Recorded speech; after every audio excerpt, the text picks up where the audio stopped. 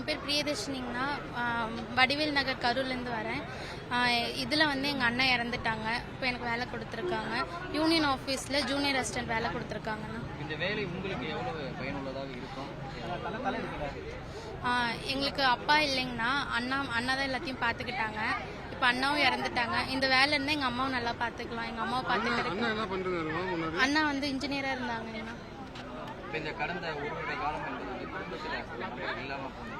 இப்போ அவங்க மூலமாக கிடைச்சிருக்கக்கூடிய இந்த வேலை இனிவரும் காலங்களில் அவங்களுடைய ஞாபகமாக இருக்கும். இப்போ கிடைச்சது ரொம்ப எமோஷ்னலாக இருக்குங்கண்ணா. இப்போது அம்மாவும் நல்லா பார்த்துக்கலாம். அவனோட இடத்துலேருந்து இப்போ நான் எங்கள் அம்மாவும் நல்லா பார்த்துப்பேன். ரொம்ப யூஸ்ஃபுல்லாக இருக்குது இந்த வேலை எங்களுக்கு. சிஎம் என்ன பேசுனாங்க? இந்த வேலை எப்படி செய்யலாம் இருக்கீங்க? புரியலைங்க. இந்த வேலையை அடுத்து எப்படி சிறப்பாக செய்யலாம் இருக்கீங்க? இது திருப்பி உள்ளே போய் படித்து நல்ல பொசிஷனுக்கு போய் அம்மாவை நல்லா பார்த்துக்கலாங்கண்ணா. சிஎம் எதுவும் பேசலைங்கண்ணா. ரொம்ப எமோஷ்னலாக இருந்தார். அழுதாரு. ஒரு 5 மினிட்ஸ் கிட்ட அழுதாரு. அப்புறம் எங்களை கன்சோல் பண்ணாரு. அப்புறம் ஆர்டர் கொடுத்துருவாங்க. எதுவும் குறிப்பிட்ட விஷயம் பேசும்போது இல்லைங்கண்ணா, ஒருத்தரும் வாங்கும் போதும் நாங்களாம் ரொம்ப எமோஷ்னலாக அழுததை பார்த்து அவர் ரொம்ப எமோஷ்னலாகி தனியாக அழுதாரு. 5 மினிட்ஸ் அழுதாரு. என்னோட ஹஸ்பண்ட் தாங்க சார் இறந்துட்டாங்க. அவர் டெய்லரா ஒர்க் பண்ணிக்கிட்டு இருந்தாரு.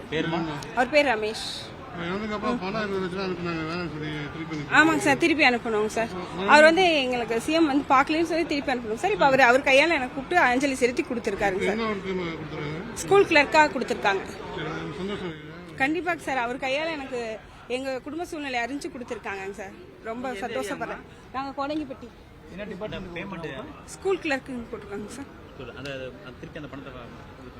அதை பற்றி நாங்கள் எங்களுக்கு வந்து பணி நிரந்தரமாக போட்டு கொடுத்தா போதும், வாழ்வாதாரத்துக்கு கொடுத்தா போதும்னு சொல்லி வாங்கியிருக்கோம் சார்.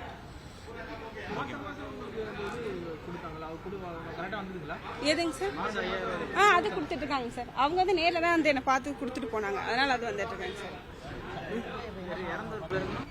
இறந்தவரோட பேர் ரமேஷ். என் பேர் சங்கதி.